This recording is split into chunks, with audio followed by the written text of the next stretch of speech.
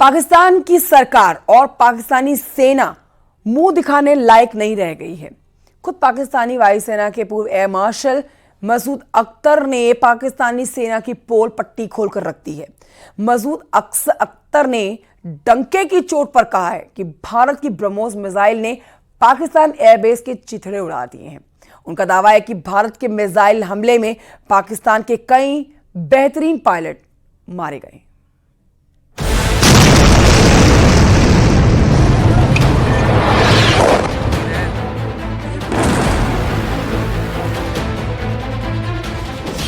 पूर्व air marshal Masood Akhtar का बड़ा खुलासा। ब्रह्मोस मिसाइलों ने किए एयरबेस तबाह।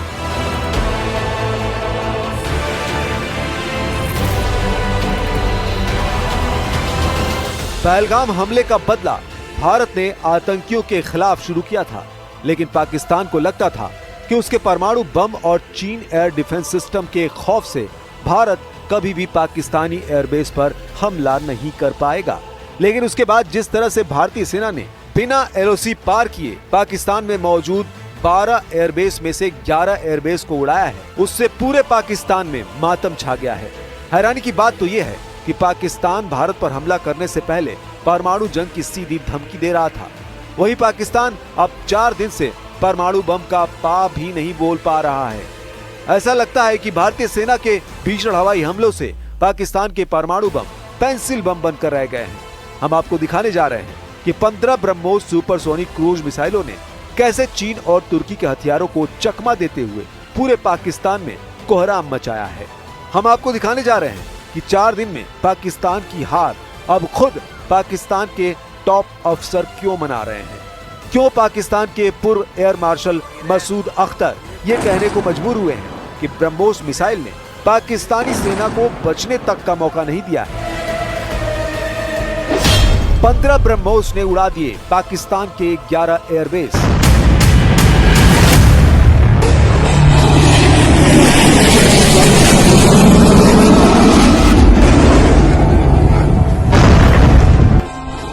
भारतीय सेना ने पाकिस्तान पर ऐसा प्रहार किया कि वो हक्का बक्का रह गया। उसके सारे डिफेंस सिस्टम नाकाम हो गए। भारत की ब्रह्मोस मिसाइलों की तबाही वाले हमले पूरे पाकिस्तान के मुंह पर जोरदार तमाचा साबित हुआ है। पाकिस्तानी सेना के पास मौजूद चीनी एयर डिफेंस सिस्टम MQ-9 को हवा भी नहीं लगी कि भारत की ब्रह्मोस सुपरसोनिक क्रूज मिसाइलें कब आई और कब हमला कर दिया। उन्हें तो तब पता चला जब पाकिस्तान के 12 में से 11 एयरबेस ब्रह्मोस मिसाइल के हमले में तबाह हो गए। पाकिस्तान वायुसेना ने अपने HQ-9 air defence missile system लॉन्चरों और रडारों के पूरे सेट को विभिन्न स्थानों पर तैनात कर रखा था। जैसे ही ये सक्रिय हुए, भारतीय सेना को उनकी लोकेशन मिल गई।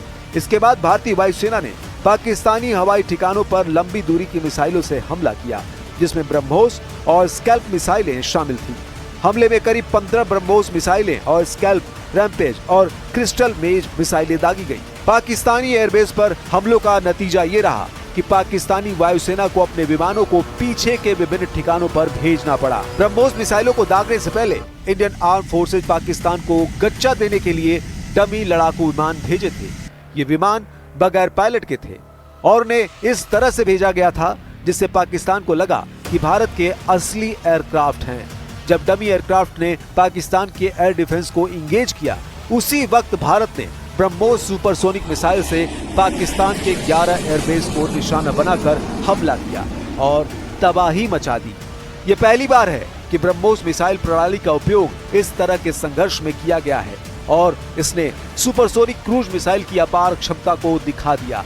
सूत्रों के मुताबिक पाकिस्तान के हवाई ठिकानों पर हमले इतने तेज थे कि पाकिस्तान सैन्य कार्रवाई को रोकने के लिए DGMO से तत्काल बातचीत का अनुरोध किया।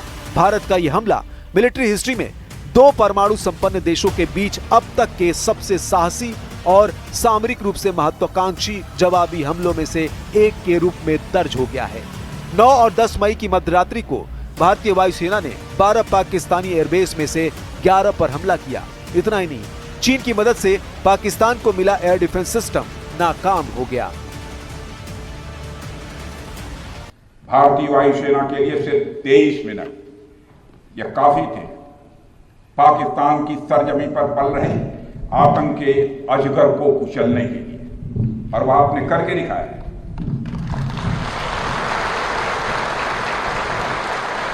और मैं ये कहूं तो यह कहना गलत नहीं होगा, जितनी देर में लोग नाश्ता पानी निपटाते हैं उतनी देर में आपने दुश्मनों को निपटा दिया। अब आप ये जान लीजिए कि भारत की सुपरसोनिक क्रूज मिसाइल ब्रह्मोस कितनी ताकतवर है और ये पाकिस्तानी सेना का काल क्यों कही जा रही है। ब्रह्मोस एक सुपरसोनिक क्रूज मिसाइल है जो ध्वनि की गति से 3 गुना तेज यानी मैक 3 की रफ्तार से उड़ती है। इसकी गति लगभग 2800 से 3000 किलोमीटर प्रति घंटा है।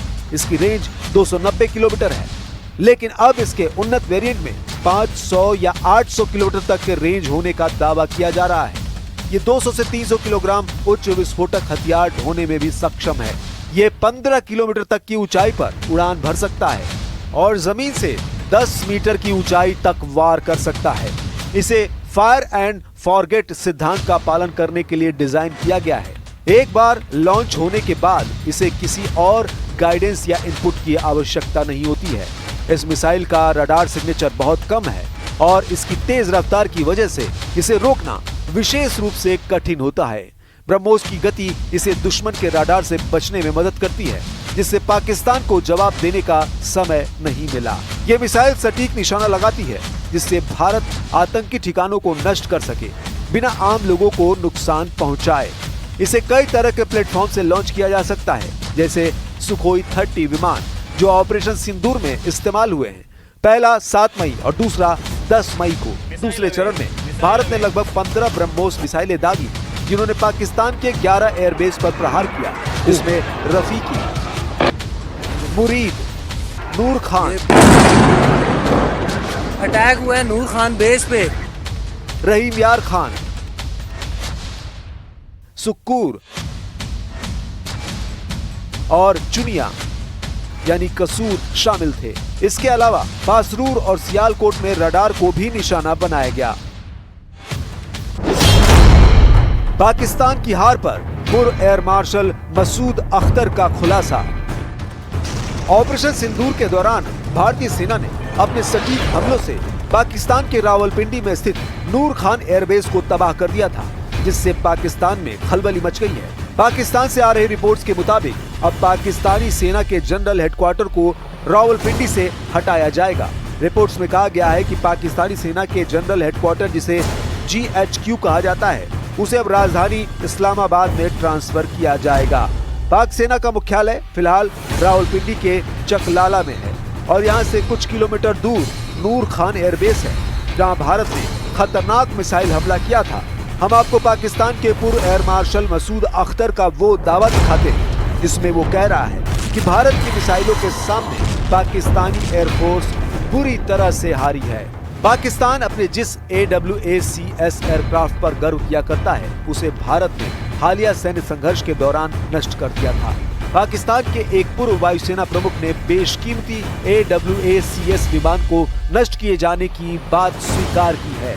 अवाक्स एक निगरानी विमान है जिसे आसमानी आंख कहा जाता है। पाकिस्तान के retired air marshal Masood Akhtar ने एक इंटरव्यू में कहा कि भारत ने 9 और 10 मई की रात को सैन्य अड्डों पर किए गए मिसाइल हमले के दौरान एक हवाई चेतावनी और नियंत्रण प्रणाली यानी AWACS विमान को तबाह कर दिया। मसूद अख्तर ने इंटरव्यू के दौरान कहा, भारतीय सेना ने एक के बाद एक 4 ब्रह्मोस मिसाइल दागी। मेरी कुछ लोगों से बात हुई, उन्होंने बताया कि उस भोलारी एयरबेस के ऊपर उन्होंने 4 मिसाइलें दागी। पाकिस्तानी पायलट जहाजों को बचाने के लिए भागे, लेकिन मिसाइल आते जा रहे थे। दुर्भाग्य से चौथी मिसाइल भोलारी एयरबेस में हैंगर में आकर लगी, जहां हमारा AWACS खड़ा था, जो डैमेज हो गया और कई पायलट मारे गए। उस बेस के ऊपर 4 surface to surface BrahMos missile आए, सरफेस टू सरफेस या एयर टू सरफेस, ये मुझे नहीं पता। तो पायलट्स जो हैं वो पहले दौड़े कि वो अपने जहाजों को सिक्योर करें। अच्छा।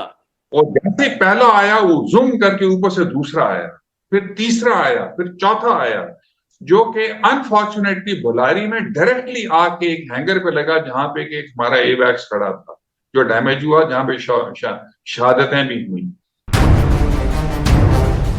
हैरानी की बात तो यह है कि पाकिस्तानी सेना के चीफ जनरल आसिम मुनीर और पाकिस्तान के प्रधानमंत्री शाहबाज शरीफ भी पाकिस्तान की जीत के झूठे दावे कर रहे हैं, लेकिन अब दुनिया भर की मीडिया और खुद पाकिस्तान की मीडिया दावा कर रही है कि पाकिस्तान की एयरफोर्स भारतीय एयरफोर्स से बुरी तरह से जंग हारी है। जरा इस ब्रिटिश मीडिया के टेलीग्राफ की खबर को देखिए, जो पूरी तरह से झूठी है। पाकिस्तानी पत्रकारों ने एआई से पाकिस्तानी वायुसेना की फेक जीत की खबर बनाई है, जिसे अब पकड़ा गया है। हैरानी की बात तो यह है कि ये खबर ब्रिटिश मीडिया के टेलीग्राफ अखबार में कभी छापी ही नहीं गई थी, लेकिन उसके बावजूद पाकिस्तान के विदेश मंत्री इशाक डार इसी झूठी खबर को लेकर पाकिस्तानी संसद में बेशर्मों की तरह पाकिस्तान की जीत के दावे कर रहे थे। 6 जेट फाइटर्स इंडिया के गिराए गए, एक यूएवी गिराया गया, वो उनको ऑब्वियसली हजम नहीं हुआ। उसके बाद डिप्लोमेटिक, ये मैं नहीं कह रहा, ये टेलीग्राफ क्या लिखता है, Pakistan air force is undisputed king of the skies. अल्हम्दुलिल्लाह। अब ऐसे हालात में आप अंदाजा लगा सकते हैं कि पाकिस्तान कैसे अपनी करारी हार को पाकिस्तान में ही छिपाने के लिए मजबूर हो रहा है।